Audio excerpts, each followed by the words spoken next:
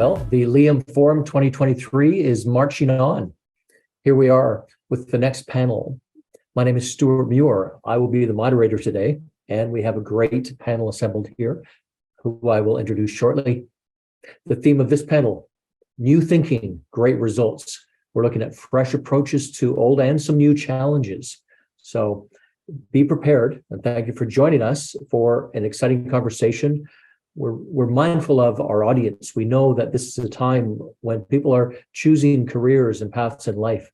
We're all thinking about how we can be mentors and communicators about this. The combination of great minds here with deep experience in real world problems, I think will make for a really great discussion. So we're going to get on with it. Okay. I'm going to introduce our panelists here. It won't be in the order you see them on screen. It'll be in alphabetical order. So to begin today's discussion, I'm going to, and I'll tell you all their names first, and then we'll start introductions. Michelle Ash is here. Just wave if you like. You're a technology executive with BHP. We have Katie Hulmes, who's also with BHP, head of Think and Act Differently. What an exciting role that is. We want to hear all about it. We have Hilder from the Creative Destruction Lab in Vancouver, Canada, where I am too. We have Andy Reynolds, who's the president of Inspire Resources. Hey, Andy. And we have Gisele Roberts. She's Director of Research and Innovation at Laurentian University in Ontario, Canada. So thanks all for being here. I'm going to just do a quick around the horn here because we want to find out just a little snippet of what your background is, what brought you to this session, what excites you, what are you working on. Keep it short though, because we've got so much more to talk about. Okay, Michelle, I'm going to you first, please. Hi, everyone. Yeah, I'm Michelle Ash. So I'm actually the VP Growth for BHP. I was Technology Executive for Oz Minerals. I've been in mining 30 years, started as a mining engineer, but slowly gravitated towards technology and innovation over the last sort of 10 years. Some of you might remember when I was working with Barrick. I've seen a few of the students in and out of Barrick over the years. And I was the Chief Innovation Officer there, which was a fantastic and exciting role. What I'm passionate about helping transform mining. I think we have a wonderful opportunity in mining at the moment to really lead the decarbonisation of the world and show what leadership looks like and what we can help the world achieve. But to do that, we need to think about quite transformative ways of doing things differently in the industry, no matter how much we've changed over the last 30 years. So I'm excited to have that sort of conversation and excited to see each of you as part of the industry helping us transform it over the next decade. Thank you. Decarbonization is what everyone's talking about. Michelle, we'll be coming back to that. But first, we'll move to Katie Hulmes. Fantastic. Thank you, Stuart. So I am a student of geology and engineering. So I did a double degree when I was at university. Please don't look at my grades, students. So any of you that are watching that are maybe not getting the grades you think, there is still a chance for you to push on. So stick at it would be my advice. Whatever you're studying, stick at it. You just got to get through it. I have worked in the industry for 25 years, not quite as long as Michelle, but I've had the real pleasure of working between operations, projects, and a number of corporate roles. The one thing that was common through my entire career was my desire to make change and to question why do we do things the way we do them, and how can we maybe change those, and that's how I found myself in a role. At the time it was called transformation, and we said, well, the transformation doesn't really inspire us, it didn't really drive something, but Think and Act Differently did. And so we established the brand Think and Act Differently under the former Oz Minerals, and I'm really proud to be a part of leading with a wonderful team of Think and Act Differently at BHP to try and see if we can bring not just the ways to think about doing things differently, but take that action and take that step and make it come to life. So that's good about Thanks, Katie. Thanks. Before I move to Liam, I just want to mention that we have questions here. It's not just one way from us. It's you in the audience who can ask questions. So if you go to the tool you're using to watch this, you'll see that there's a way to do that. I have spent a long time in the field of journalism. I will tell you this, there's no such thing as a bad question or a stupid question. All questions are good. So please don't be shy. Put some questions up because we need them. So I'm going to move on to Hilder, who's at the lead of the minerals stream with the Creative Destruction Lab. Quick introduction from you, please, Liam. Thanks so much, Stewart, and really excited to be here. Hello, everyone. My name is Liam. I'm a venture manager at the Creative Destruction Lab, which is hosted at the University of British Columbia in Vancouver, Canada. Essentially, CDL, is what we call it, is a nonprofit accelerator program for early stage startups looking to tackle really interesting problems in the deep technology space. I'm leading a new stream this year called Minerals, dedicated to mining startups and ventures that are commercializing in mineral recovery. I'm really passionate about the intersection between entrepreneurship and mining and the opportunity to change mining both from a sustainability and decarbonization angle, but also sort of in a storytelling angle and sort of seeing this new wave of innovation being brought up through emerging companies. I think it's really exciting. Previously to this, I started my career in doing decarbonization feasibility studies for infrastructure projects and a bit of Series A venture capital investing as well. So really passionate about how difficult it is for these really capital intensive projects like in mining to really go to market and scale, and really looking forward to this discussion and learning from my peers on this panel. Great. Thanks, Liam. I noticed one thing for those paying very close attention. You'll know that Hulmes is actually after Hilder in the alphabetical sequence, but that's okay. I'm going to move to Andy Reynolds, who's the president of Inspire Resources. Andy, tell us about yourself. Thank you, Stuart, and hello, everybody. It's good to be joining you. I'm in Edmonton in Canada, and I guess I'm living proof that you don't have to pick one career and stick with it. Some would say I struggle to hold a job down, but I'm on my third career. My first was in the British Armed Forces. I was an engineer in the Royal Navy for 23 years.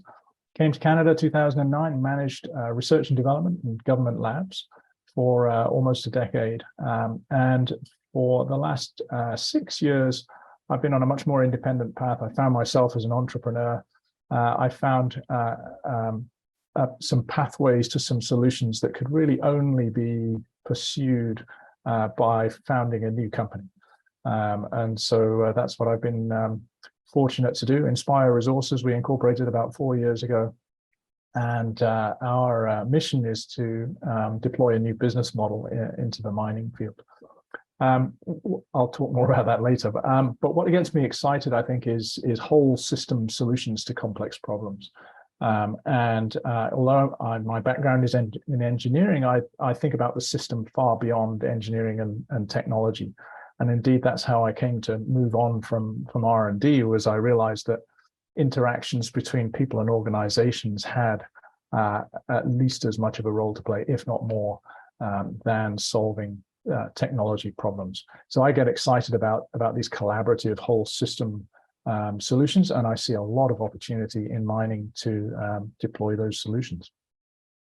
Well, thank you for that, Andy. And I'm going to move to our other guest, our final guest. That's Gisele Roberts from Laurentian University. All yours, Gisele. Thanks, Stewart. I really love going last and hearing about the other panelists, because I'm kind of like Andy a little bit, where I've changed my career over the years, and I come from a very non-traditional background into where I am right now. We spoke about this last week. My background, interestingly enough, is nursing. And I took a leap about 16 years ago into a career path that, just based on a board that I participated as an alumnus of Laurentian University, and invested myself into a career in commercialization, and that's evolved over the years. And so I'm now director of research and innovation. So I see the full spectrum from, the basic discovery level all the way to discovery and commercialization. And so, yeah, my passion is creating networks and connecting people.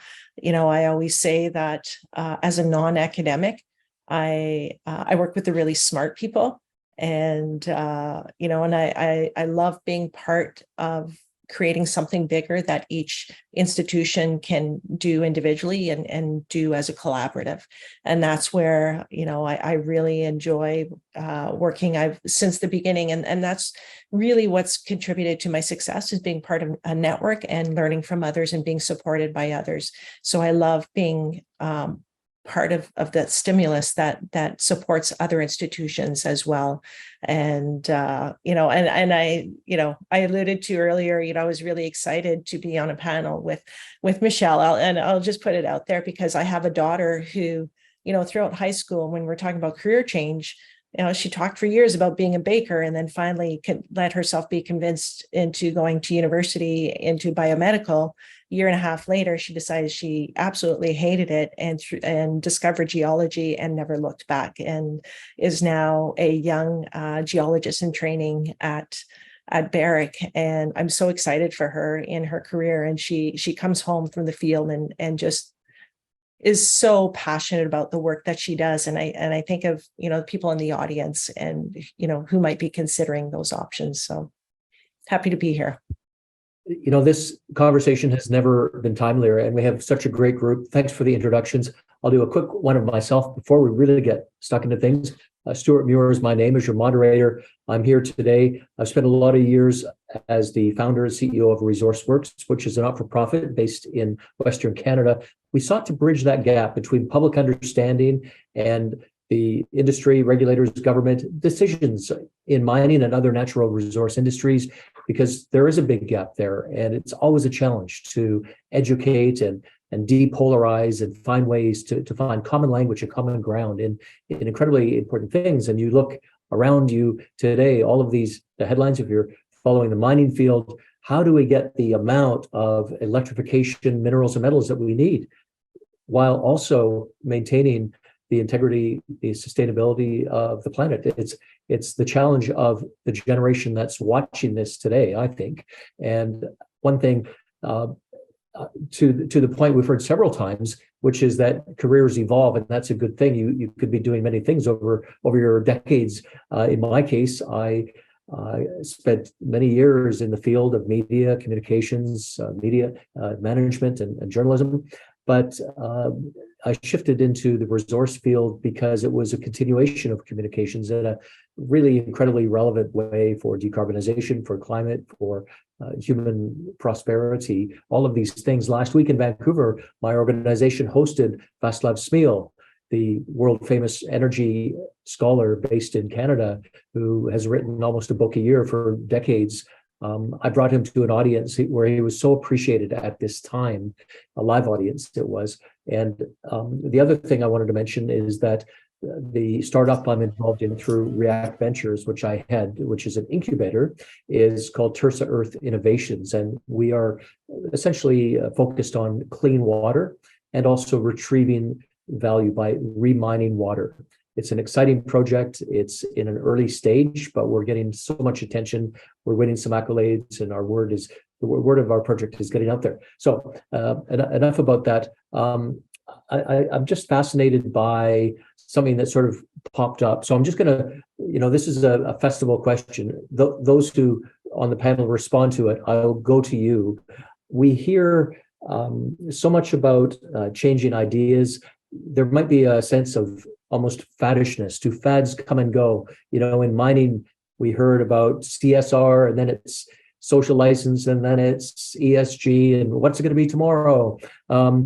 But it's all the same thing, and it's all really important. And I don't say that to trivialize this. I think there's something else going on here. So I just wonder if I could put it out there, what is really the essence of these ideas and the pursuit of that for this field? I see, Michelle, you're nodding a lot. I'm going to go to you. No problems. Absolutely. So look, a great question, because I think, all of us are human.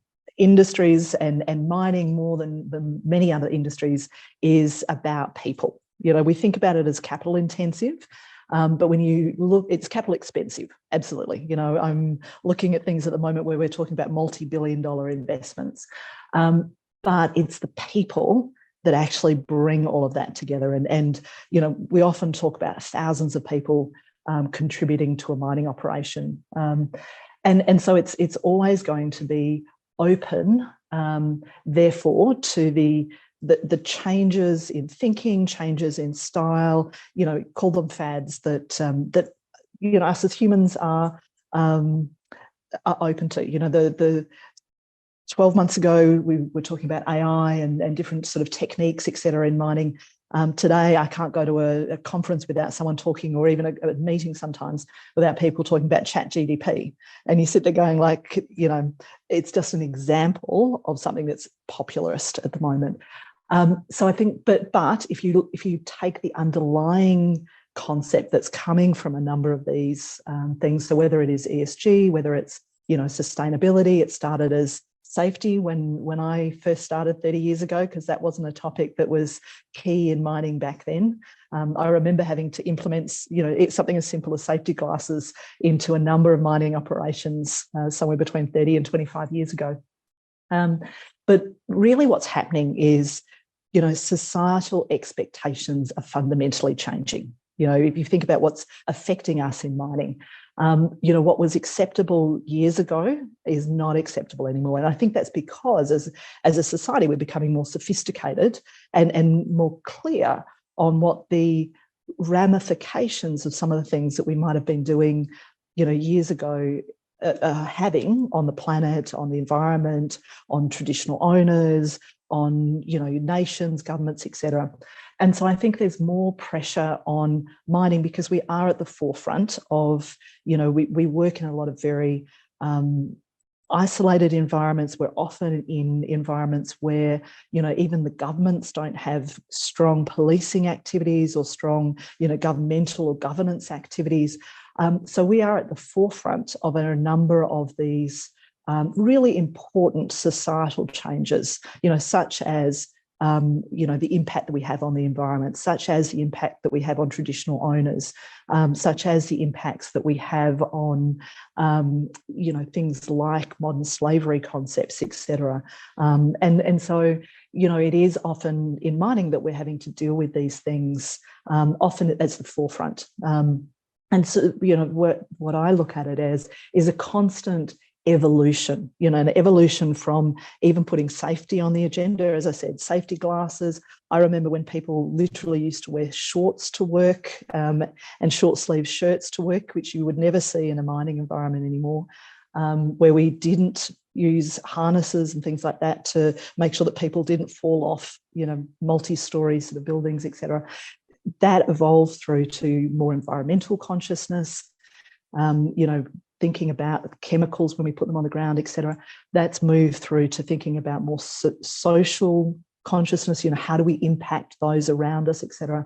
And I think it's fundamentally important because one of the things we have to remember in mining is that we are using the natural resources of the country, of the community, of the regions, in which we are working. And it's really on their behalf that we're doing that. And our social license to operate, or the relationship that we have with all of those, different stakeholders. So, I've spoken about our employees, I've spoken about, the communities, traditional owners, governments, but also our customers and suppliers. All of those relationships, because we are a people business, I think are becoming fundamentally important as we become more sophisticated as a society and more conscious about the impacts that we have and in the choices that we make. And that's not just as a member of the mining industry, but as an individual making consumption decisions or consumer decisions. I think there's all of that is playing into it. And as we see generational change, I wonder what you're observing now in how those who are coming into the workforce are seeing things differently. And Michelle, I won't ask that of you because you just had some really good thoughts here. I just want to throw that open to the panel. What do you see as some of the emerging, thought processes that are solving the problems we have? Stewart, I'm going to jump in just to share a story. I've got a young lady who I've worked with for the last 12 months and still finishing her work at university.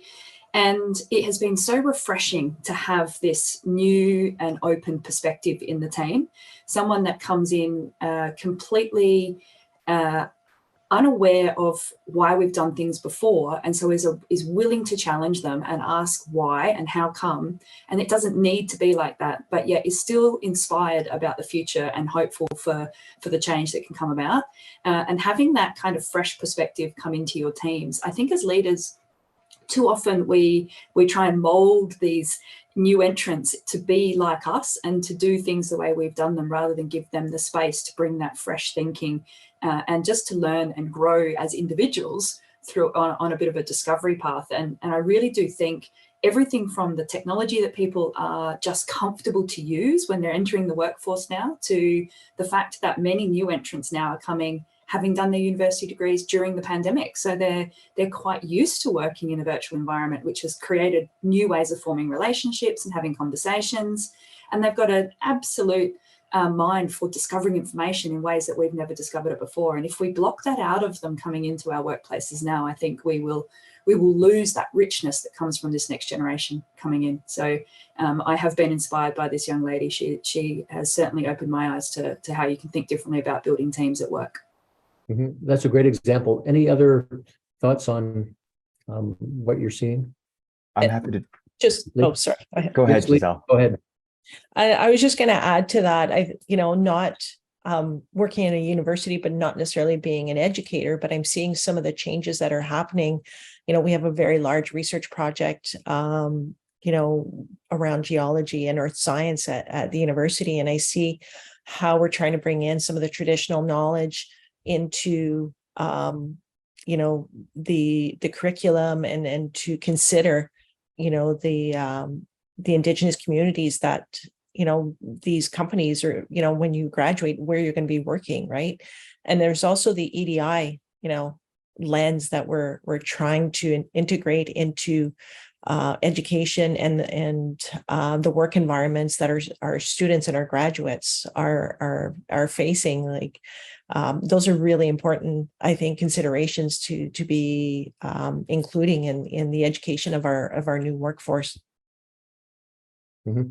Yeah, Liam, go ahead. Just as someone who is sort of in their early stages of their career now and sort of looking at mining as a potential kind of roadmap, for context, when I was going through studying mechanical engineering, I did not want to go into mining because it was plagued as a bad industry. And I think that was sort of the narrative that we heard. And I wanted to study sustainability, go into renewables, the energy transition. And as you kind of go through and learn more about the mining industry, I think the narrative and the story is actually changing to be more about the opportunity to really have impact and really kind of move the dial on global emissions, secure the resources that we need. And some of the problems that are emerging look to be really, really cool, to be honest. And you see more people who are coming from necessarily different backgrounds who are coming into mining. Gisele, you mentioned that your daughter was in biomedical and then transitioned over to being a geologist. And I'm not surprised because I see a lot of translational tech between imaging in terms of like medical imaging for ultrasounds in human bodies, and then taking that sort of lessons learned in that sort of computer vision piece and analyzing like a vein of an ore or different sorts of ore processing, like as you're going through, or as well from sort of like a software or robotics background, and looking at working with a venture that essentially designed a robotic system for delivery of sort of meals and packages sort of locally. That was an autonomous sort of rover, but they've pivoted into underground mining and sort of navigating the overall underground mining landscape. So I think the opportunities and different challenges are really exciting for a lot of people who are thinking creatively about new technologies and sort of applying that to mining. So I think it should be a really exciting time to get into the space. Mm-hmm. Yeah. Andy, were you wanting to add to that? Yeah, I was just going to say, I think some of the most interesting places to work are on the frontiers of complexity. And mining is absolutely a frontier of complexity. And I'm not sure a lot of people really understand that. And the people who thrive on the frontiers of complexity are the ones who are looking across disciplines and working with people in other areas and can see solutions coming sideways. And there is ample opportunity there. And I'm really hopeful that younger generations are better at this than my generation is. We have, I think, seen value in specialization and an ever narrower specialization. And we've come to define ourselves in very narrow terms. And I think that's to our detriment. I'm really enthused at the moment. Inspire Resources has an intern who's a co-op student who's studying applied mathematics. But she's really excited about getting involved in the strategy of the business and how it relates to society and how it relates to other companies and how we get things done. I find that really encouraging and something to be very enthusiastic about. So I really hope that there are more people like her out there who have this kind of broader vision, certainly much broader than I ever had at that age. Can I just add to that? Because when you were talking about the specialization, there was an article in the Globe and Mail about 2 or 3 months ago. I can send you the link where it talks about those that are hyper specialized. They refer to them as moles, and those that are interdisciplinary are mutts, and that the world needs more mutts as opposed to moles. And it's exactly for that argument is that, we look at research centers at universities, and in their very nature, they are interdisciplinary, right? And, bringing in the different perspectives. But yeah, you basically just reiterated what was in that article. You're better off being a mutt than a mole. Well, let's stay with that because, I'm thinking the mutt term certainly describes me better, but as we all developed our careers, there were forks in the road. We made decisions. Sometimes you look back on a decision, wow, on that decision, I'm here where I am now. How could this have happened? Such a random decision got me, but that's life. What are some of the turning points in decisions? I'd like to ask each of you, when you think back to, maybe it was a decision when you were 8 years old, or maybe 18 or 28, but what was a consequential decision point for you that led you to where you see yourself now? Just asking you to dig into that personal recollection. And anyone like to start, or shall I appoint someone and put them on the spot? Okay, I'm going to appoint Katie to start. Thanks, Stuart. I think I've probably got 2 turning points for me. The first one, actually, I was working in a role which I didn't actually feel I was as valued in as I should have been, and it was a really interesting paradigm. So I was a graduated geologist, and this particular company only wanted to recognize that I was still a student in my engineering field. So they were only willing to offer me a graduate role, even though I'd been a practicing geologist for a number of years. And although I needed the income and I needed the role, I had to take a step away, and I had to make a choice to step away from that job and pursue something where I felt that I was going to be valued for my skills, not just for how the organization was placing roles. And it's kind of a weird turning point, but what it did was it moved me from the consulting sector into the mining industry. And I wouldn't have taken that step had that not happened in my workplace. And I look back on it and I say, well, I had to learn to trust my gut and my instinct and my own capability and back myself, and not look for someone else to validate that and go after something that I could do. So that was one turning point. The second one was actually quite life-changing for me. It was much, much later in my career, and I was working on a project, and the project hadn't finished. Now, I'd been working on this project for nearly 3 years, and it had about 3 months to run.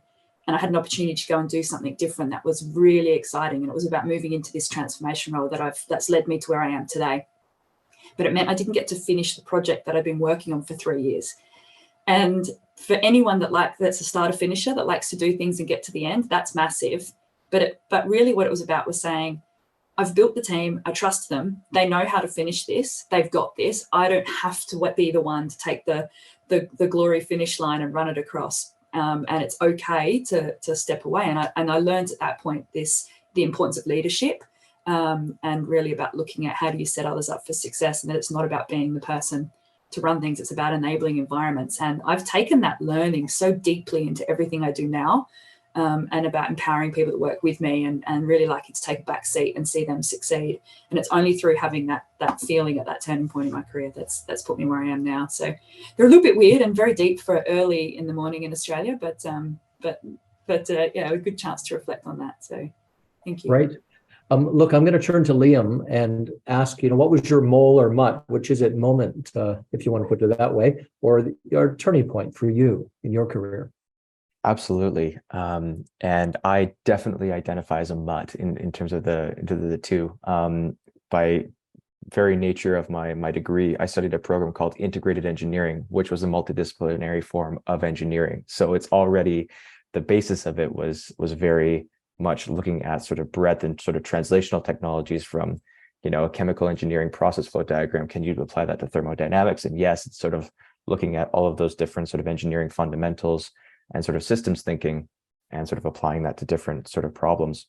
But even with that, my sort of turning point was, I guess, around my third year of university, and getting to meet more professors doing different research in different sort of fields within engineering, and learning about a lot of really cool, interesting research that's happening, that from my perspective, oh, this is world changing. You're able to treat water, you're able to, generate more electricity, you're able to store energy for longer. So, why isn't this out here in the world? What's stopping this from being deployed at scale, sort of in industry? And so I got really interested in the intersection between technology and business, ultimately, and sort of how technology goes through those sort of commercialization, sort of peaks and valleys in terms of the challenges that present themselves in terms of, scaling a technology from, 1, gigaton per hour to 100 gigatons per hour or whatever, in terms of the actual scale of the process itself, but more importantly, the financing and sort of the go-to-market and sort of that sales channels, how those challenges really affect the overall development of technology as well. When you're looking to sell to a customer versus selling to an investor, it's a really complex problem. And from a technology enthusiast who sees, green lights and with kind of glowing hearts in terms of the overall impact that a technology could have on the space, trying to switch that lens into more from a financing standpoint, why would an investor finance this? I think is a really interesting kind of problem. And especially when you apply that to the mining industry, it's an industry that has so many different types of companies already. When you navigate the mineral exploration sort of cycle, and that sort of turns into a mine later down, but also seeing this new emergence of early stage startups, it's a really complicated and kind of web of innovation and sort of sales cycles. So just kind of getting more interested in that, I think has been a turning point that's taken me from a kind of a technical path to maybe a slightly not technical path in terms of trying to help support those technologies from more of a navigation standpoint than being the ones to develop those technologies myself. Yeah, that's very relatable. I'm just going to say to the audience that there's already one question in. I'm looking forward to posing that question a little bit later, but keep them coming in because would love to get to as many as possible. Gisele, have you got thoughts on what we're talking about, the transition time or the turning point personally for you? Yeah, I mean, for me personally, and I kind of alluded to it earlier in my introduction, I come from a nursing background, and I'm now responsible for the commercialization. Well, I've been working in commercialization at Laurentian University again for 16 years, but in recent years also taken on a leadership role in research. But for me, it was, I volunteered for many years with my alumni association, and I had 3 children, within 5 years, and I elected to stay home for a number of years and be the main caregiver for my children at the time. And at one point in my life, I needed to get back to work, and this opportunity came up, and it was something that I was totally not familiar with. And based on, because it was at the university, and having been on the Alumni Association, having sat on Senate, I thought I'm going to throw my name in. And I knew the individual who had left the role, was still a very, I almost consider that office at the time a startup. It was very, very young, had not done any deals, no patents, no licenses, but I thought, what, I'm going to throw myself into it. And, here I am 16 years later, and I'm still a mutt, because the responsibilities that I have are so diverse. I work with, I have friends and colleagues across Canada. I've just recently also stepped down. I did a 3-year term on the board of directors for Autumn, sitting with individuals from NYU and Louisiana State University and Princeton and Harvard, like very intimidating people who are fantastic, have done these amazing deals. And, I've negotiated 4 or 5 licenses at Laurentian, but I also do research contracts. I now run an innovation center, support entrepreneurship. So I'm definitely a mutt and not a mole in any one area, but I love what I do, right? And like Liam, Liam, like I've got to get you up in Sudbury. When we talk about commercialization, and mining has always been super challenging, right? How do you get those technologies and those processes to market? And so that was my turning point. And I spoke recently at convocation to the nursing grads, right? And I told them, like, you've got to get out of your comfort zone. Being up on stage and talking to 60 graduates from the nursing program, not my comfort zone, but here I am. And sometimes you do things and you build your confidence, and then you be open-minded and willing to learn. So, yeah. Very, very thoughtful. Andy, your story, I think, is one we'd like to hear about too. The thing about turning points, and it picks up on Gisele's point here, is that turning points can become a habit if you open your mind to them. The problem is that we most of what we think we know is just mental models, and we're very reluctant to let them go because they're so efficient. And so if you recognize that what you think you know is just a model, and then allow yourself to challenge it, you can come to new realizations every day. And it's an exciting but also frightening way to live, because you become very unsure of a lot of things, and it takes a while to get comfortable with that. So I would say change in my life has happened kind of gradually. When I joined the armed forces at the age of 18, I was provided with a lot of artificial certainty about a lot of things, a lot of models that were not optional, it actually took a long time to grow out of that, because it's a very affirming way to live, to simply adopt the values and the instincts and the rules of everything around you. Since I've moved into my second and now third careers, I've really tried to embrace a lot more learning, and tried to find moments when I realized that I was wrong about something, and celebrate that, to celebrate the opportunity to unlearn something. And those things happen just all the time. It's a way of life for entrepreneurs, for sure, because you constantly have to change direction. But I will just pick out one aha moment that was particularly impactful for me, which was about 5 years ago. I think it was 5 years ago. I was reading a book by John Elkington called Green Swans, and it's a really good book. I recommend it. But he had a line in there in which he talked about people in the system change sector. And I thought, it's a sector. Wow, like these are my people. And I had this sudden sense of belonging that I wasn't alone, and that there are increasing numbers of people who are actually in this sector, the system change sector. And it gave me a sense of enthusiasm and a sense of direction that has served me very well ever since. So I just thought I'd tell that story, because it's a bit of fun. But an open mind and a willingness to unlearn things creates turning points every day, I think. Yes. Now, Michelle, clearly from your resume, you're one who has undergone lots of turning points. Where would you start on this topic? Yeah. So look, I'm going to pick up a bit of Andy's mental models, I think, and I am a change junkie, which is most probably why I've made so many changes, because I got used to it and then started really liking it. But if I reflect, what are some of the sort of pivots that I went through? The very first one, and I guess I would encourage everyone to be thoughtful about this, but was I never thought I was going to go into mining. I actually studied as a civil engineer. I wanted to build bridges, buildings, be part of smart cities before smart cities was a thing, and was devastated that the construction industry had crashed about the same time as I graduated. And so, I was thinking, what am I going to do? And I was thinking of everything from hospitality to, going back and doing in the rural industry, because I'd, worked as Gillaroos and different things to get myself through uni. And, I was offered this role in mining because I'd done some weird fractional mechanics, and my honours thesis was in, how to create fractures in rocks. And Rio Tinto had a role in blasting. And I thought, I've done 4 lectures on blasting. How hard can it be?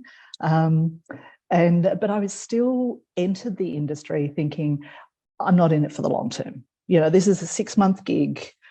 The industry I really want to be in will right itself, and I'll get back to where I want to be. Entering the mining industry, working with the people, seeing the difference that you can make working with everybody and literally moving mountains when it comes to blasting was just so exciting that I realized that was the industry that I wanted to be part of, and being part of an industry that really brings people out of poverty. And I've seen that firsthand is something that I think I really have admired in our industry. My second turning point, so I got into the industry, and then suddenly as a young engineer, I'm going, my gosh, doesn't matter what I know. It doesn't matter how brilliant my ideas might be. I've got these 200 people that I have to get to adopt this idea and to do things differently. And so suddenly I realized I was singularly ill-equipped to really be effective. I knew nothing about people. And so I decided to go back to uni while I was working and do a psychology degree. And luckily Rio Tinto, who I was working for at the time, was doing a lot of work on culture and cultural change. And so I really plunged myself into this idea of leadership, cultural change, transformation, how you get people to do things differently, to open their minds and think things differently. And that then set me up for a huge number of options, because suddenly leadership and transformation was something that I felt that I was capable to do. So, suddenly I was in the pulp and paper industry. I was in the petrochemical industry, leading a petrochemical plant, of which I knew nothing about making PVC when I joined. And luckily, they still don't rely on me to know anything about PVC manufacture to be successful. But, that was, again, a big change of the way I thought about myself and how I related to others in the industry. And then the third big turning point was I started getting offered roles in weird places. So I thought, I'm in Australia, I understand Australia, I can, work in rural industries. But, people started sort of saying, well, why don't you go to Africa? And I remember my first role in Africa, I was so angry about it because, the manager that I was working for at the time wouldn't promote me until I'd gone and done a stint in another country. I'd been a supervisor in another country, and he was South African. So he said, it should be South Africa. And I remember being so cranky because he didn't apply that same standard to others. My peers were being promoted into roles, and I was going like, what is this? Why is he being so terrible to me? And I was really upset with him. But that opportunity that I took, and I went and spent 6 months in South Africa and Namibia working as a supervisor. Not only are there many very interesting stories about some of the things that happened during that time, but that ability to work with other cultures and intimately at that supervisor level was so pivotal to opportunities that I then took later in life. So I spent 3 years living in Tanzania, working as Chief Operations Officer for Barrick, or for Acacia, which was owned by Barrick. I would never have got that opportunity, and it was an amazing opportunity without having had some of those base skills and capabilities. And then I think the last one that's happened more recently has been starting to work more on boards and help either in advisory boards or on formal boards, both private equity as well as listed boards. And that really started from me just wanting to help people, wanting to help entrepreneurs, wanting to help some of these new startups be successful in the mining industry, get their product, get their pitch, et cetera.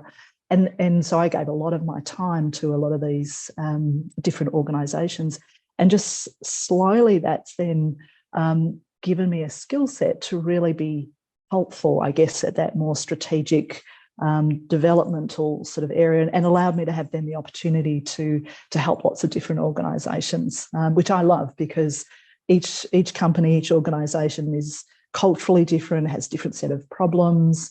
And again, I get to be able to work with people to help transform their business, transform the industry. So I guess my summary is break those mental models around who you are and how you fit into the world. Take some what you might perceive as risks, or like I know that the job that I'm about to take is the right one. If I'm actually nervous about it, I go like, oh gosh, what am I going to bring to this role? I sort of know it's most probably the right step for me to take, and keep challenging yourself and challenging your thinking. How interesting. 5 different perspectives, 6 if you include mine. I think everyone's different here. There's some common threads. I sense that in the audience today, based on one of the questions I'm looking at, that there's an interest in the material challenges, the physical work to be done in mining. I'd like to read a little passage, a very brief one, from a recent story in The Economist called "How to Avoid a Green Metals Crunch," because the writer says that by 2030, copper and nickel demand could rise by 50 to 70%, cobalt, neodymium by 150%, graphite, lithium 6 or 7 times. All told, a carbon neutral world in 2050 will require 35 million tons of green metals a year. If you throw in aluminum and steel, the world's going to need 6.5 billion tons of this material in such a short time. So it's enormous amount of growth. We've gone through a phase of big companies growing to provide them. In this conversation, we're talking a lot about disruption. We're talking about startups and technology and small companies in this world of bigness. And with that thought, I'd like to go over to the question that you can see. Everyone can see it in the tool here. I don't know who it was, but it's a great question. We now have difficulty, says the question, in building housing, subways, pipelines, highways, pretty much anything. Well, that's a true statement. Will mining, says our question, be an outlier and be able to get things done? Or will we also follow the current path of society? So will mining that needs to provide this 6.5 billion tons of stuff be able to do that? No problem. Or are we going to see this other more conflict-ridden thing? I think this is a really important question, and thanks for asking it, very astute. I'd like to just ask for someone who's enthusiastic about this question on the panel to throw your hand up. I mean, what's an answer? Which will it be? Door number 1, it'll be easy. Door number 2, it's going to be really hard. Anyone? I'll kick off if you like. So, look, I don't think the path is certain yet. It fundamentally depends upon how we go about meeting this challenge. I think we could make it tremendously hard if we try to do things the same way as we do them now. So from an environmental perspective, you quoted the amount of metal, but if you think about the amount of moved tons, because we actually move a lot of waste to get to that metal, it is massive. And then we're going to process it, we're going to store it, etc. So we have to fundamentally do things differently. We need to think about how do we just move the element, the atom that we're interested in, and leave everything else behind, which is quite a radical change for the industry. And then I think the second piece that is going to require radical change to go from door number 1 to door number 2, which we all need because we want the world to decarbonise and we want to protect our planet, is we have to really fundamentally think holistically about all of our stakeholders, and how do we. And it's quite complex, to Andy's point, mining is fantastically and lots of fun because we are talking about complex problems. But we're going to have to simultaneously solve the needs of all of our stakeholders, not just, shareholders, not just shareholders and customers. Even a subset isn't good enough. It's going to have to be communities, governments, suppliers, customers, shareholders, our workforce, etc., simultaneously. And I think if we can achieve those two things, then we will be absolutely successful. And we have to be. So it's a non-negotiable problem that we have to solve as an industry. Stuart, I think that there's some really interesting, and please no one quote me on these exact timeframes, but if we're talking about discovery of new metals for exploration, we're talking in that kind of 15 to 20 years before we're even able to start getting something out of the ground from one of those new discoveries. If we make the discovery today, so that's not even factoring in how long it takes to run an exploration program. So when we think about the horizons we're playing with, we're really talking about metal that we already know exists, and metal that's an extension of those projects that are already running all over the world. And there's kind of been this unwritten magic number of, 1% of copper, for example, is great, and everyone gets excited about 1%. And if you've got 2%, well, you've got some of the best deposits in the world. But we're now talking about having to get to copper of 0.5, 0.4, 0.3% and make that economic. So when Michelle mentions the amount of waste that we move, even on a 1 or 2%, that waste number is only going up as we get even lower down into that copper at the lower percentages. And so we really do have to think differently about a couple of things, not only how we extract those metal elements without bringing the waste to the surface, but also the processes that we go through to actually fund and develop and bring technologies to bear to do that. Because contrary to the pace of the entrepreneurism environment, it's hard, it's slow. I mean, again, please don't quote me, but it's sort of 10 to 15 years to commercialize a technology and get it up and commercial and running.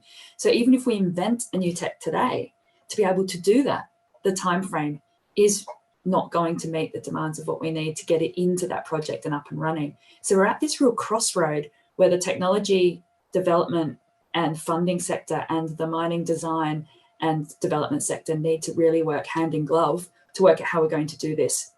And the one word that comes to mind for me is risk.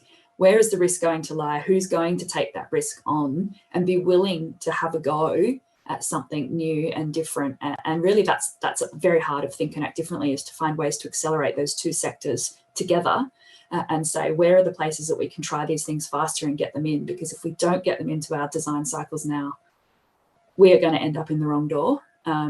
Not because we don't know how to do it, but we couldn't move all of those systems levers at the same time to make that happen. And I'm an optimist. Anyone that works with me knows I'm an optimist. So we can do this and we will do this. The one thing I love about the mining sector is we respond. We always respond to the challenges at hand, but this time we have to respond together, and we have to respond together quickly. I think we can, but we can't do it alone. Mm-hmm.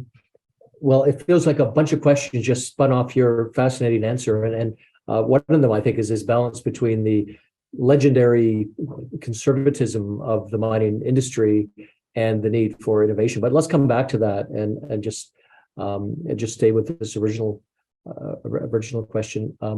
Thoughts, anyone, on how we meet this in growing demand, vast demand? Yeah, I was only going to add a small comment about, when Katie was talking, it's the thought that came to mind was de-risking, right? And I work in a very narrow sort of view from an academic institution, but I look at the ecosystem that I interact with. It's the semis and the micas, and and also Natural Resources Canada, and how do we all work together, from the research side to the application side, and to de-risk those technologies, to bring them to market faster, to accelerate the development of the processes, so that companies are willing to adopt those technologies, knowing that at the end of the day they work, and there's no risk to financial risk is huge in the mining industry. Like, I think my role at Laurentian is not just mining and natural resources. It's med tech and other areas, but mining is well known to be one of the hardest adopters of any new technology. And so there's a role of academia, there's a role of government, there's a role for industry in de-risking those technologies. Mm-hmm. Yep. Any other thoughts? Just to add on to that, those two excellent points there, Katie, I think you absolutely hit the nail on the head in terms of the the problem really comes to risk. At the beginning of the question, Stewart, you outlined those statistics from The Economist in terms of the demand going up. And when Gisele's talking about the overall industry, I think we're seeing that overall ecosystem grow exponentially when they're looking at the opportunity to actually meet the demands of those different minerals. 15 years to a mine is a long time, and Katie's absolutely right on that point. So what about other types of mining, in terms of urban mining and sort of like mining our waste piles, our stockpiles, our tailings facilities, and even applying bioleaching and hydromet processes to sort of waste materials and like e-waste and construction waste, because I think we have to nail this industry in order to nail all those other infrastructure industries that were mentioned in the question, like subway and housing, just to meet the actual demand. So I think the amount of people that are paying attention to this and are maybe more open to taking on that risk is growing, and it'll be really interesting to see who puts up their hand and how it actually develops over the next 15 years. I think we'll see a lot of really interesting change and interesting people come to the table. On the part of the public, I think as I look over the resource conflicts that I've studied and have been exposed to over the last similar period, 10, 15 years, I think there is a kind of mental transaction on the part of the public, certainly in Canada, where I'm most familiar, but I think this is true elsewhere, which is that, look, from the perspective of a member of the public, we're okay with you doing that thing over there to get something that society needs. Maybe there's some price to be paid, but we need to know that as you do it, you're improving, always improving and questioning what you're doing so it gets better. I think that's the transaction that society demands. If it sees some big catastrophe, maybe it's a failure of infrastructure that results in a loss of life or human suffering or environmental degradation, then it feels like that transaction has been abrogated, and then we're back to square one. And I wonder, Andy, maybe give you the last word on this one, whether there is a sense on your part that the public wariness of things that are needed for the public to have a way of life that is increasingly becoming, as the whole world has Netflix, everyone can see how everyone else lives, and the people who don't have the way of life they wish to have, they can see that they can see how others live. I mean, all the barriers are down to information flow. So how in this world do we see, this transaction in the public mind taking place in accepting or not accepting things? It's a huge, complex problem. Every time I see one of these exponential curves of demand growth for metal, the first thing I look for is some uncertainty bounds around it, and those that are responsible enough to try and show that show this enormous diverging kind of cone of potential pathways, which is one of the reasons why the mining industry is now falling behind, because there's not enough certainty in that future demand growth, even though to many people it's perfectly obvious. But the other thing that I then think about is, if we produce metals at 2 or 3 or more times the rate we are today, at a time when we're already across a number of planetary boundaries in various domains, then where does this lead us? Like, if we solve the metal supply bottleneck, does it allow us to accelerate even faster across other boundaries and destroy ecologies and all of these other potential bad outcomes? And so I think, just alluding to what you were saying, Stewart, that we've got to look at how we consume, how we are participants in a linear consumptive kind of material world, to try and find the real solutions to this. And it might even, this hadn't occurred to me before, but it might even actually be a blessing that the mining industry moves so slowly, because it may force us to pause and think about where all that metal is going to go and what it's going to do when it's done. I think everybody should visit in their lifetime a mine and a landfill, because most of us participate in this linear dissipative economy, and the ends of that, where it meets the earth, the beginning and the end, are places we're all responsible for. We're all responsible for mining and what it does. We're all responsible for landfills and what they do. And how we find that collective sense of responsibility, I don't know. That's a mystery to me. I don't see any easy pathways to that, but it sure as heck will involve a lot of collaboration and a lot of open-mindedness. Mm-hmm. Well, going back to the questioner of this situation, will mining be like other fields? It would appear, and I'm going to quote that same Economist article. Here's one example. It once took 139 days to approve a new mine in Chile. Now it takes 311. Now that sounds like a very short period of time by Canadian standards, but for Chile, the process they described, that's quite an extension. It's getting more challenging, not less challenging.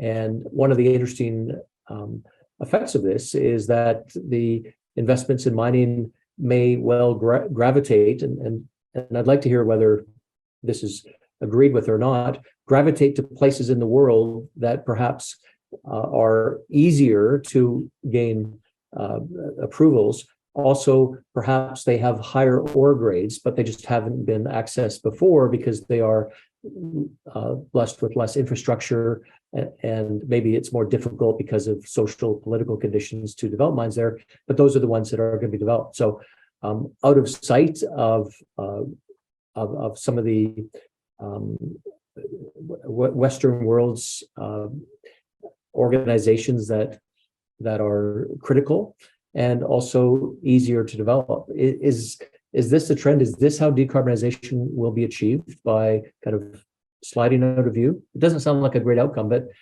any thoughts on that? Yeah, Stuart, I'm going to pick up on that. I mean, it's interesting because this is the same argument that was raised in the chemical industry about a decade and a half ago, in terms of, as we demanded higher and higher standards of the chemical industry and environmental impacts, etc. There was a view, and I think DuPont selling off all of its chemical companies at the time was sort of started this raging debate around, does that mean that all of the chemical industry is now going to move to jurisdictions where it's not in my backyard, where it's in some jurisdiction that it's more difficult to monitor these things. I'm going to pick up on a couple of things that Andy said. So all of us every day, because we brush our teeth, we want a new phone upgrade every 2 years, we want a laptop, we want a new television, whatever it might be, participate in the mining industry. And the outcomes of the mining industry, whether it be, the extraction of the metals all the way through to how it goes into landfill. And I think this issue of collective responsibility for those outcomes is something that we really need to think about and personalise, because I think your point around, at least in jurisdictions where people are starting to say, we don't want this in our backyard, but we still want the products of this industry. For me, that's a dichotomy that I find uncomfortable, as distinct from, we don't like how this industry is doing its business at the moment, and we're prepared to participate in the resolution of that, both in terms of what we consume, also in terms, and this comes from the chemical industry as well. One of the challenges with the chemical industry was that if you look at the cost of chemicals, it didn't include some of those common impacts, the impacts in the environment cleanup, the impacts in those sorts of things. So what are the price that we're prepared to pay for some of those industries? And how, as a society, are we prepared to think about what is effectively the recapitalisation of some of these industries so that they can change into the industry and the methodologies that we now wish them to partake in. And so I think there's actually some very complex pieces in this, in terms of how we see ourselves connected to not only what we consume, but the impacts of that consumption. And, especially for those that are able to pay, so I'm very happy for those that are more challenged, that we in some way subsidise that. But for those that are able to pay, how we consider the price that we pay for some of these goods that we're wanting. So I think it's actually quite a very complex situation, and I would hate to think that our industry will do what you've suggested, and I doubt they will, because it doesn't matter where you are on this planet, somebody has a mobile phone and can demonstrate what you are doing or participate in the in making clear what it is that you're doing. So, all of the companies that I've worked for, the reputation of our industry, the reputation of our company, and the impacts that we have on our stakeholders is fundamentally important, no matter where you are, whether it's on the moon or whether it's somewhere on this planet. These are some heavy topics, and lest just simply discussing them give the impression that this is a sector that is fraught with insoluble issues of this kind. I mean, there is an incredible amount of satisfaction that comes from the discoveries and the supply of things. And the clock is running down on our time today. And there's one really great question from Tanya that I want to make sure we have time for. But I'd like to come back to the personal level again, if I may, and put the panel on the spot and ask about a moment where you've had that sense of inspiration or innovation. Maybe you thought, hey, this is a new idea, a new solution to this problem. You've had that really, I've experienced that in my studies, and it's really great. I'm not saying that I came up with something that changed the world, but when you feel as if you have a new personal experience of discovery, it's an incredibly good feeling. What are some of your experiences personally of discovery, of innovation? I'd like to, the way I see the panelists laid out in front of me, I'm going to go from the top, which is Liam, and then Andy, and then I see Gisele, and then clockwise Katie and Michelle. Just quickly, please, moments of discovery and personal joy from that in your field. Okay. I have much less time to kind of pull from than I'm sure some of my peers, so I'll keep it brief in terms of the moment of innovation. But I'm fortunate to be working with innovators every day, and I think that challenges my assumptions and really helps me think about problems in different ways. I joined CDL to be really part of our climate stream and looking at clean tech and climate tech. And the ventures that we're working with, and we intake about 20 ventures every year for our program. 2 of them were in the mining industry, and I was paired up with them. And that was the first time I really saw the complexity of the mining space and how a venture truly navigates that from a go-to-market standpoint and partnerships. And the opportunity came to build this new stream within minerals for the mining industry. And that's been a challenging and sort of innovative moment for me every day, meeting new people like yourselves that are looking to push the envelope and push the boundary on that. So I'm currently kind of in that point right now, and sort of leading the stream from sort of a venture programming perspective and trying to get the right people in the room to help these ventures has been something I've been carrying over through and through collaboration. So it's less of an individual kind of aha moment, but more of a kind of I guess a mind shift in terms of the way that I was thinking about clean tech and mining tech as being sort of 2 separate things when it's really a continuation of the same thing. It's just that there's a bit of a different challenge and different framework in order to fit into that, and really trying to help those navigate that as best as I can. So that's about it. Folks, check out CDL, Creative Destruction Lab. It really is amazing what's going on there. Over to you, Andy. Yeah, I guess my pivotal moment, which, like Liam, was over a period of time, was just the realization that business model innovation is a valid and necessary way of thinking about doing things differently, and that what we had originally looked at in mining and what we thought was a collection of technical problems that we had to solve, I think the realization that most of those are not actually laws of nature. They're choices that are made in the pursuit of a business model. They're choices that are made when you look at where decisions are made, and you look at how decisions are made, and then you look at how capabilities evolve to support that decision making. You find that the whole thing is structured around the way that we make money. If you want to really change the outcomes at the system level, if you want to participate in the system change sector, you can't avoid thinking about how do we reduce these complex problems to business models and which end up externalizing a lot of adverse impact.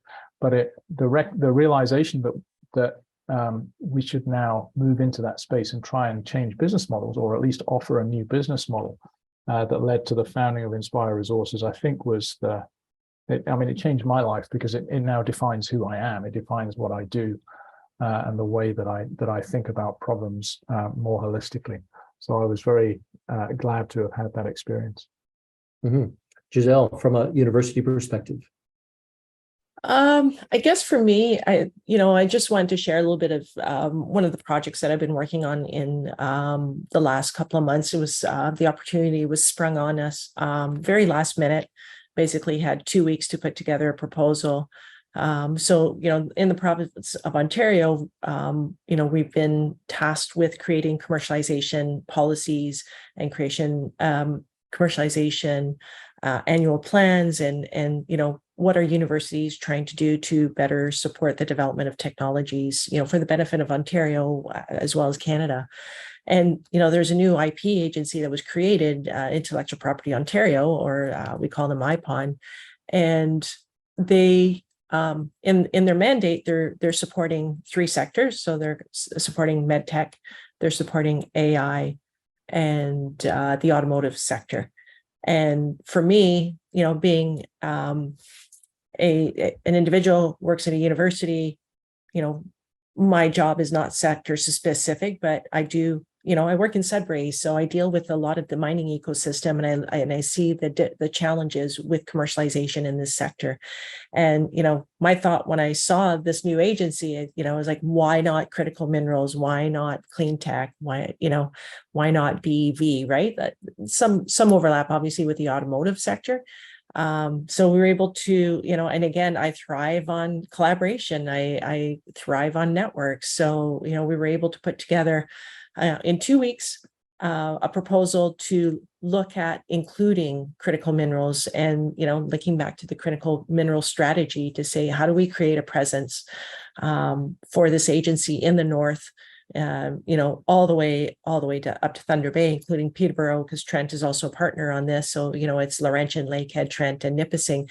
How do we, create an asset map to identify the expertise within our institutions to support this industry? And how do we create a presence for IPON within our communities? Like, I have no support agencies here in Sudbury, like no, I do have the SEMIs and the NORCATs.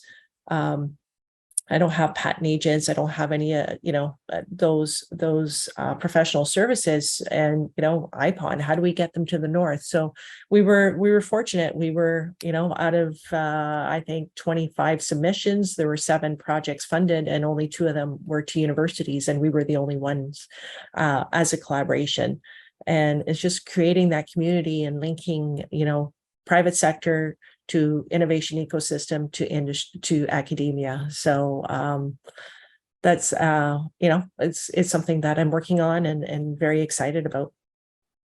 I think we all know these things do not happen by accident, and often you read about them, it's something that happened. These things all happen because passionate people, just like Gisele and everyone on this call, are doing these because they are making decisions to do them. I've found that in life. It's very easy to just be a bystander. Oh, this happened. But really, it's because of active people. And Katie and Michelle, I know you both share what the lens perhaps of one company, but starting with you, Katie, what is your moment that you would share? Yeah, I think the biggest thing for me has been learning how to create an environment that has space to bring people together and focus on outcomes by bringing people that are passionate about delivering that outcome rather than focusing on whether they've already got the solution or whether they've already got the answer, and giving those people space to bring their whole selves, whether that's the team that directly works in Think and Act Differently or our cohorts of innovators that come together. We structure the way of working together to kind of go that step beyond traditional collaboration, but to really get into that deep curiosity and question asking and learning and growing together as individuals and as wholes. And I think I had to throw out and almost unlearn everything I knew about project management, traditional delivery, kind of time boxing. Everything had to go, because to create space for curiosity and work, you have to let things fail. You have to have space for things to pivot and change and go wrong. But if you remain focused on that outcome that you're trying to get to, and the only thing you commit to yourself and to your team is that you'll always move forwards, then you generally take a moment, pause and look back and go, I can't believe how far we've come. And I think that realizing that as a leader, I can create that environment and that I don't need the traditional incentive structures and organizational structures around me to make that work has been really pivotal for me. And I hope for those that get to work with Think and Act Differently to realize that we can have an impact and do things differently within an organization and within places, and that you are and can be empowered to do that.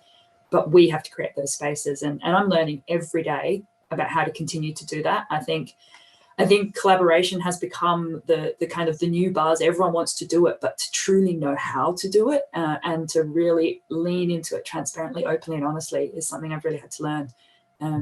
And I'm incredibly proud of the people that have been a part of that journey and taught me their wisdoms. A couple of them are on the line today. They know who they are.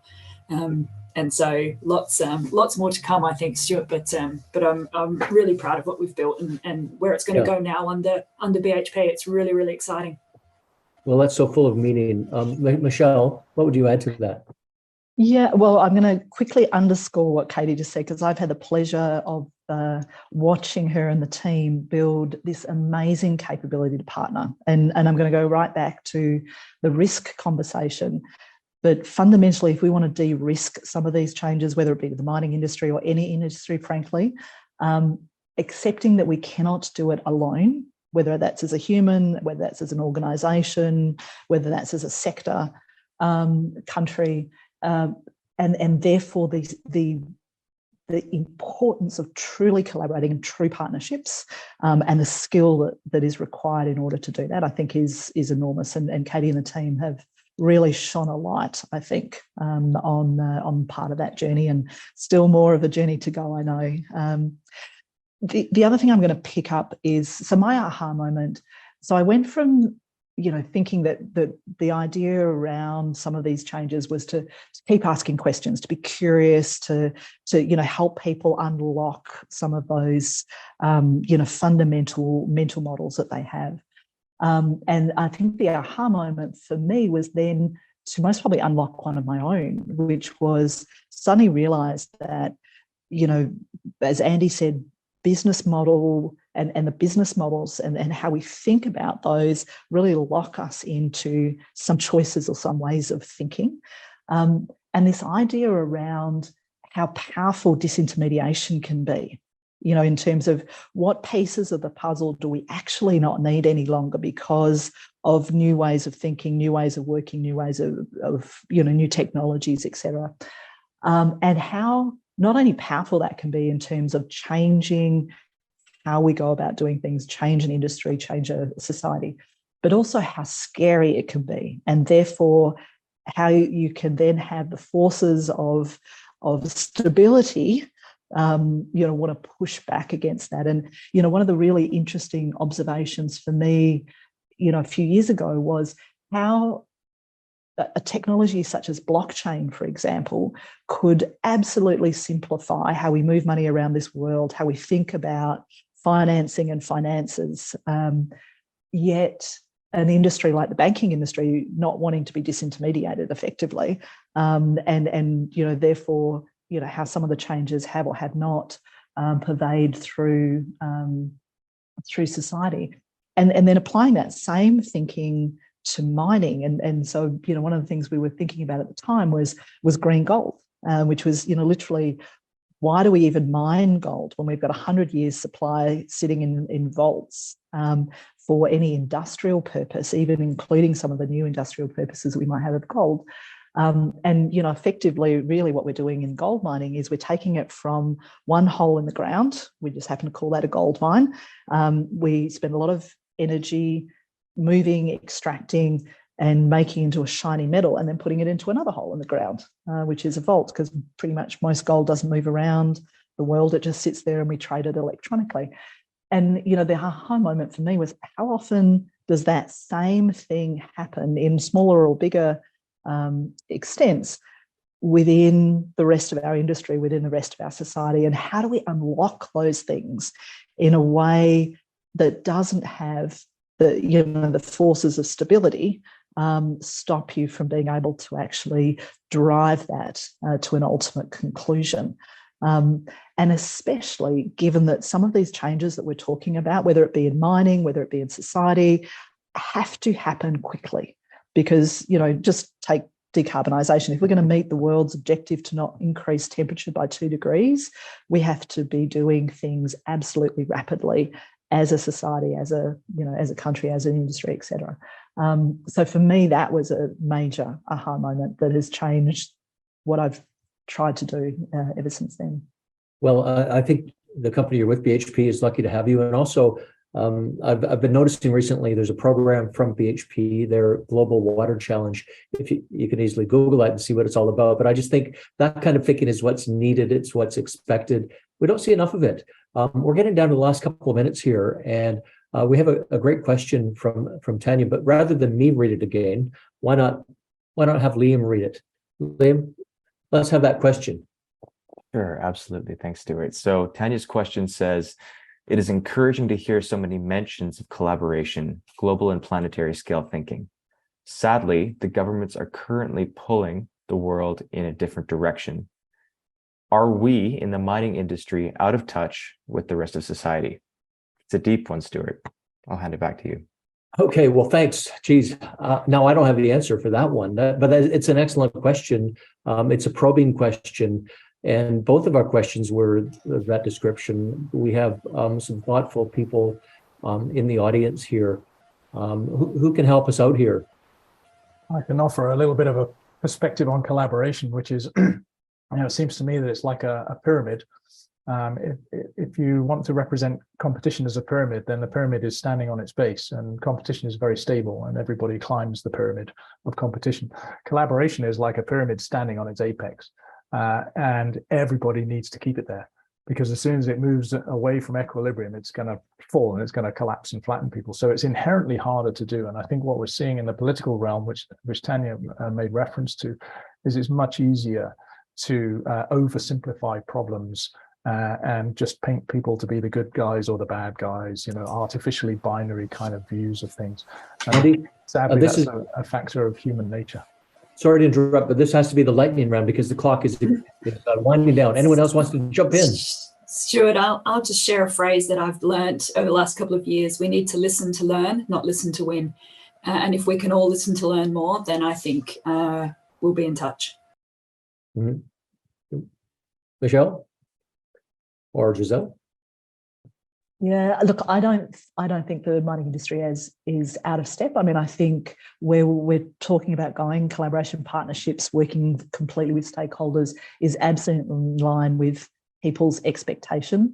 I think that from a political perspective, sometimes it's very easy to get relatively short wins within a political cycle as distinct from a community cycle, which is much longer, or a generational cycle, which is much longer, to paint black and white, the cowboys with the black hats versus the cowboys with the white hats, or whatever, your demarcation might be. And I think that's something that each of us, again, can make a difference on, because as soon as you're 18 in most jurisdictions, you get that opportunity to vote and to change some of that political will. Yeah, we can't stop striving, even if it's frustrating. Any further thoughts as we wind down? Liam, you got to ask the question. Was there anything you wanted to throw at it answer-wise? I think that hearing some of the earlier answers from Michelle and Katie in particular, around the collaboration and how well it's been going and how that's been changing, leaves me optimistic about that question, I think, in terms of how it can go. So hopefully it's a positive outcome.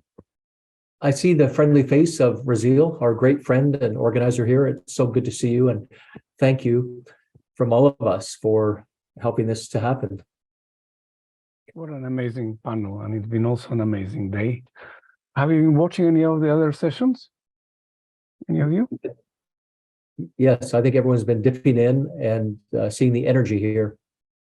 Yeah, it's. I'm so glad this platform exists to connect young people with the sector, and this is dialogue that will continue. And we have tremendous innovators here, and I'm so pleased.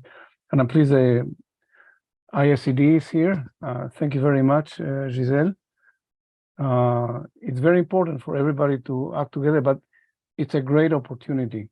The sector is transforming itself, sometimes for endogenous reasons, sometimes for exogenous reasons. But we're not just resources. It's technology. It's knowledge. It's reimagining the same old version. You know, waste is no longer waste. It can be reapplied. And this is a great opportunity for all of us. I need to wrap it up. We are almost on the hour. So I want to say, for the benefit of our audience, day 3 of LIAMforum takes place tomorrow. And we have amazing sessions. We have amazing sessions on chat, GPT and artificial intelligence. We have a panel with some really amazing new companies on innovation. We have a great panel on water, a panel on the circular economy, a panel on forestry and agriculture. We have a terrific panel on onboarding people into the industry, which I encourage you to attend. And finally, we have a panel on incubators and accelerators, which again is akin to this one, but in a more formalized setting. But it's part of the same narrative. How do we bring young, innovative minds, show them the opportunities? The biggest gap is that young people are simply unaware. They are unaware that we need them, and they are unaware that all these careers exist, and they have this misperception as to what the industries are, based on information from social media or media in general. And they don't know, as Michelle does, that the mining industry doesn't really want to mine. If they could find ways of getting the stuff out without doing the stuff, but we're getting technologies that are allowing us to do that. And it's quite encouraging. So with that, I want to thank you all for the panel today, and to everybody in the audience who's been listening to one or more of the panel sessions. Thank you very much. And to Stephanie, who's been trooping through the night in Australia, profound thanks. And to all of you in Australia who got up early to participate here as well. Thank you.